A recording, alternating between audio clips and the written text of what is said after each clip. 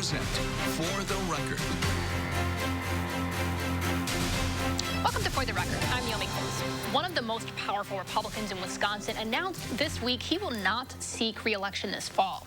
Representative Jim Steineke has served as Assembly Majority Leader since 2014, and alongside Speaker Robin Vos is one of the most visible spokespeople of the party. But now he is ready to be done and was clear with us that he has no plans to run for any other elected office. I sat down with him this week to look back at his career. Let's go back all the way to 2011. You're a freshman representative. It's your first year in office, first few months really, Act 10. Walk me through, as you think about that, as you're preparing to now step down, what stands out to you as perhaps the most important part of that process? Really it was the unity in the caucus as we went through this fight, and the support that we got from our districts back home on the changes that we were seeking to make. They were difficult, and obviously it was a difficult issue. For myself, my wife is a teacher, so going home and explaining what we were doing, it was difficult. It was a difficult conversation, but she also understood why those changes were necessary. But I think that's probably what stands out more so than anything else is, the tensions were obviously there. There were security threats that we were worrying about. I had to call our county sheriff and ask for extra patrols around our house because our home address was being given out. So there were a lot of things swirling around at that time, but proud of how it's worked over the course of the last 10 years now. Did you expect something that would come home so personally to you that you would also be you were asked, I imagine, like, hey, we're going to get behind this initiative, as again, probably one of your first real actions in office?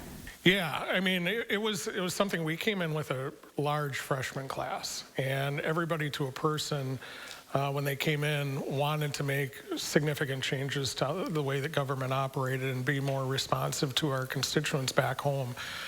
So for the first month or so, we were kind of sitting there wondering what was going to happen and when we were going to get started. And then when Governor Walker walked into our caucus and announced what he wanted to do, we knew that was going to be a game changer. And we knew it was going to be hard, but we also believed it was the right thing to do. You went on the leadership fast track. You're assistant majority leader in 2 years. You're assembly majority leader in 4. What does it take? I mean, that's unusual for someone who's been here, who was only here at that point for 2 years. What does it take to do that? That's a good question. Trying to go back and think about that whole process. It's really about just wanting to be part of solutions and wanting to be part of discussions on how to move the legislature forward, and working with our colleagues in order to determine what the best ways are to do that. I can't thank my colleagues enough for supporting me over the years in this role and others, because it is a big job and it is difficult at times. But it's also something that I really honor their support and appreciate it, because it's given me a platform to talk about things and that are important not only to me but also to the caucus as a whole. The proudest piece of legislation you've ever put your name on? There's been a lot, and it's kind of like asking who my favorite kid is, right? So I think the issue areas that we worked on that I'm really proud of are dealing with children's mental health. We, through legislation I authored with Senator Darling, we were able to expand access to children to mental health care for children. Hopefully that program will go statewide. We already have part of it that's statewide, but now specifically for the schools and getting access to the schools so they can utilize some of those mental health resources. I think that's important.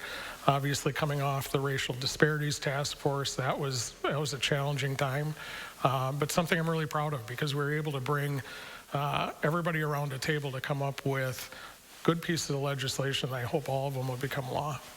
Any regrets? Not really a whole lot of regrets.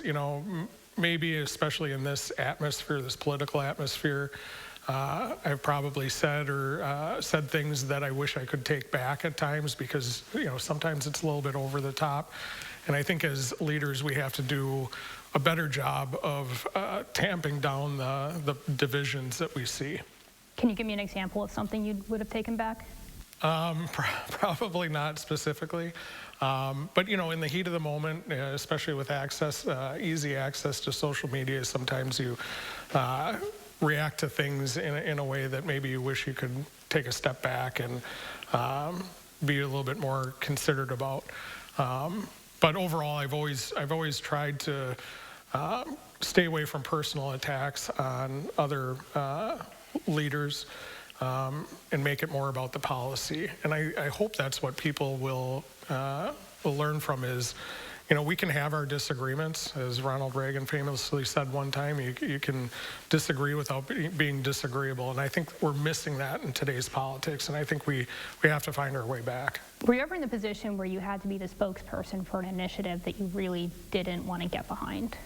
No, I mean, I think that's one of the things about being in leadership is, you're able to help craft the calendar, especially in a position as majority leader.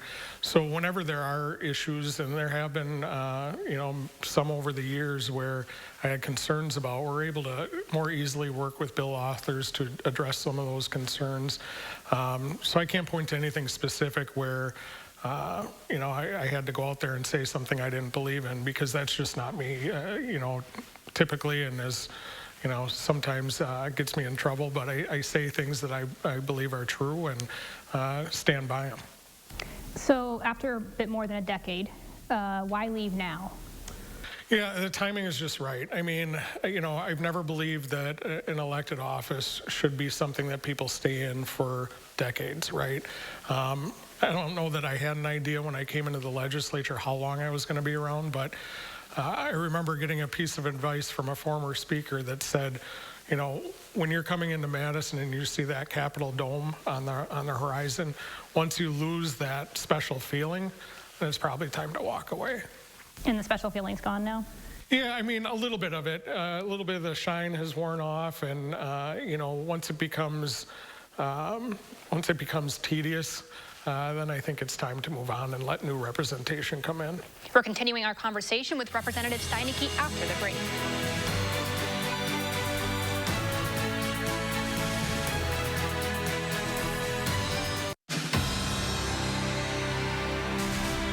Welcome back, and let's get back to our conversation with outgoing Republican Assembly Majority Leader Jim Steineke. His thoughts on where his party is today.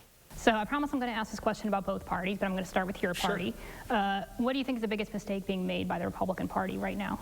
I think I can answer that for both sides, really. I think the biggest mistake for elected officials is listening to some of the louder voices on the fringes, both on the left and the right.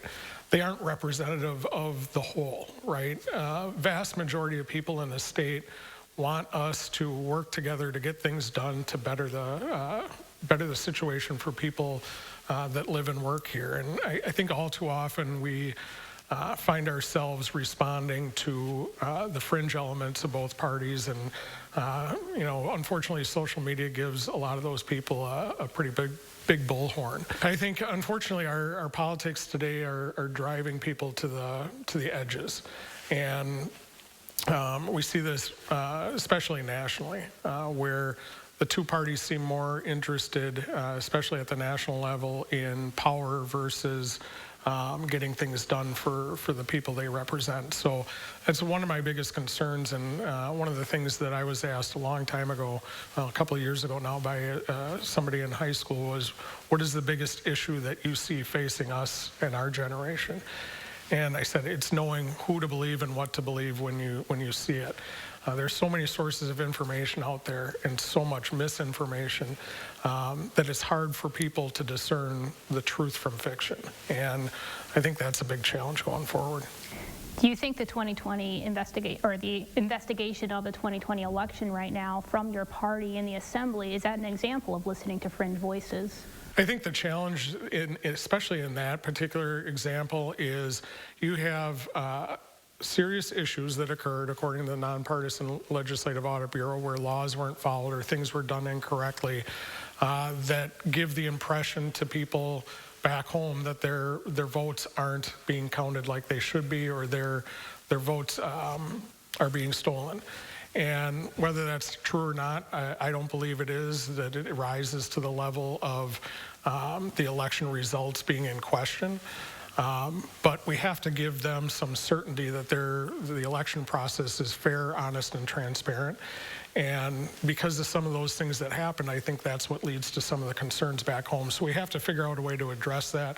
The Legislative Audit Bureau was a good example. We used a nonpartisan agency to really dig into it. They came up with more than a dozen different examples of where state law should be changed to address some of those issues.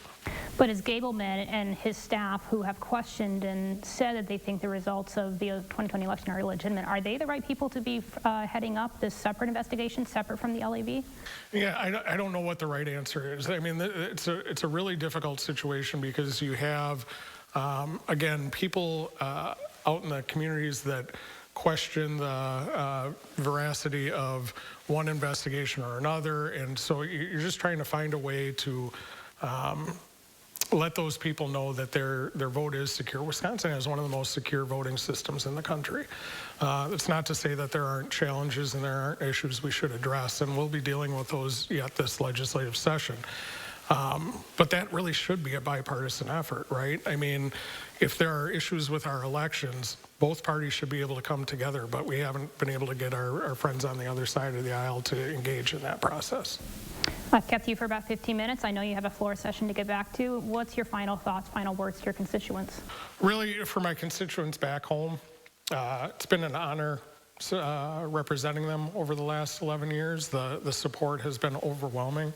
You know, while there are some, like I said, some fringe elements, by and large, as a leader, I found that those voices come from outside the district. So what I've seen from my constituents back home is an enormous level of support over the years, and I can't thank them enough. It's really been an honor.